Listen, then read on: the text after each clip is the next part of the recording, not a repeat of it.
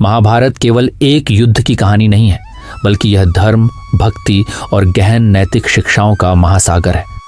जहां अर्जुन की वीरता, कृष्ण की बुद्धिमत्ता और कर्ण के त्याग की कहानियां प्रसिद्ध हैं, वहीं एक अनसुनी किंतु अत्यंत महत्वपूर्ण कथा है बर्बरीक की, जो भीम के पोते और घटोत्कच के पुत्र थे। ये कथा सिर्फ युद्ध की नहीं, बल्कि सच्ची भक्ति, धर्म की परीक्षा और दिव्य दृष्टि की शक्ति को दर्शाती है। बर्बरीक महाबली भीम के पोते और राक्षस योद्धा घटोत्कच के पुत्र थे। उन्हें जन्म से ही अपार शक्ति और दिव्य आशीर्वाद प्राप्त था। भगवान शिव ने उन्हें 3 बाण प्रदान किए थे, जिनकी अद्भुत शक्तियां थीं। पहला बाण शत्रुओं को चिह्नित कर सकता था, दूसरा बाण मित्रों को चिह्नित कर सकता था, तीसरा बाण केवल एक बार में सभी शत्रुओं का नाश कर सकता था। इन 3 बाणों की शक्ति से बर्बरीक किसी भी युद्ध को पलों में समाप्त कर सकते थे। लेकिन उन्होंने एक व्रत लिया था, वे हमेशा कमजोर पक्ष का साथ देंगे। जब कुरुक्षेत्र का युद्ध प्रारंभ होने वाला था, बर्बरीक भी युद्ध में भाग लेने के लिए निकल पड़े।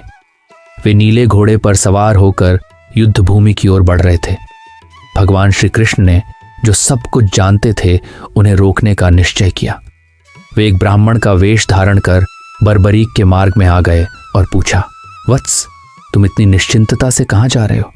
बर्बरीक ने आदरपूर्वक उत्तर दिया, हे ब्राह्मण देव, मैं कुरुक्षेत्र युद्ध में भाग लेने जा रहा हूँ। श्री कृष्ण ने मुस्कुराकर पूछा, तुम किस पक्ष का समर्थन करोगे? बर्बरीक ने अपना व्रत बताया, वे हमेशा कमजोर पक्ष का साथ देंगे। श्री कृष्ण ने गहरे चिंतन के साथ कहा, यदि तुम्हारी शक्ति से कमजोर पक्ष जीतने लगे तो वह मजबूत हो जाएगा, तब तुम क्या करोगे? बर्बरीक ने उत्तर दिया, तब मैं फिर से नए कमजोर पक्ष की ओर चला जाऊंगा। श्री कृष्ण मुस्कुराए और बोले, इसका अर्थ है कि अंत में केवल तुम ही बचोगे। तुम्हारी शक्ति युद्ध की दिशा को बार बार बदल देगी और कोई भी पक्ष स्थायी रूप से विजयी नहीं होगा। बर्बरीक को अपनी प्रतिज्ञा की त्रुटि समझ में आई। वे अजेय थे, लेकिन उनका संकल्प उन्हें सच्चे धर्म की सेवा नहीं करने देता। तब श्री कृष्ण ने अपना दिव्य स्वरूप प्रकट किया और कहा, हे महाबली, इस युद्ध की सच्ची विजय सुनिश्चित करने के लिए एक महान बलिदान आवश्यक है। बर्बरीक ने तुरंत उत्तर दिया, हे प्रभु, धर्म की रक्षा के लिए मैं कोई भी बलिदान देने को तैयार हूं। श्री कृष्ण ने गंभीर स्वर में कहा, इस महायुद्ध की गहराई को समझने के लिए हमें एक दिव्य दृष्टा की आवश्यकता है। तुम्हें अपना शीश समर्पित करना होगा ताकि तुम युद्ध को साक्षात देख सको। बर्बरीक ने हंसते हुए कहा, यदि मेरा बलिदान धर्म की रक्षा कर सकता है तो मैं अपना शीश सहर्ष अर्पित करता हूं। उन्होंने बिना किसी संकोच के अपना मस्तक काट दिया और श्री कृष्ण के चरणों में समर्पित कर दिया। श्री कृष्ण ने प्रसन्न होकर आशीर्वाद दिया, तुम्हारा शीश जीवित रहेगा और युद्ध को देखेगा।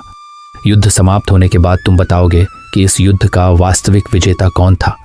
तब श्री कृष्ण ने बर्बरीक का शीश एक पहाड़ी की चोटी पर रख दिया, जहां से उन्होंने 18 दिनों तक पूरे युद्ध को देखा। युद्ध का सच्चा विजेता कौन था? युद्ध समाप्त होने के बाद पांडव बर्बरीक के पास आए और पूछा, इस महायुद्ध में सबसे महान योद्धा कौन था? बर्बरीक ने उत्तर दिया, न तो अर्जुन, न भीम और न ही कर्ण। इस युद्ध का वास्तविक नायक था श्री कृष्ण का ज्ञान और उनकी सुदर्शन चक्र की महिमा। यदि श्री कृष्ण का मार्गदर्शन न होता तो पांडव कभी विजयी नहीं हो सकते थे। पांडवों को तब एहसास हुआ कि इस युद्ध की सच्ची शक्ति हथियारों में नहीं, बल्कि कृष्ण की दिव्य बुद्धिमत्ता में थी। इस कहानी से शिक्षा मिलती है कि 1. शक्ति का सही उपयोग आवश्यक है। महान शक्ति भी विनाशकारी हो सकती है यदि उसे सही दिशा न मिले। 2. त्याग और भक्ति से ही सच्ची महानता मिलती है। बर्बरीक का बलिदान उन्हें अमर बना गया। 3. सच्ची विजय बुद्धि की होती है, न कि केवल बल की। युद्ध की विजय श्री कृष्ण की नीति और मार्गदर्शन से संभव हुई।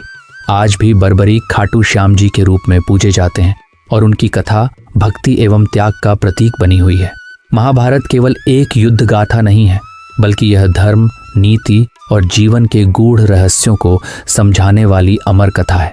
बर्बरीक की कहानी हमें सिखाती है कि सच्ची शक्ति केवल हथियारों में नहीं, बल्कि सही मार्गदर्शन और आत्मसमर्पण में होती है। जय श्री कृष्ण, जय खाटू श्याम जी।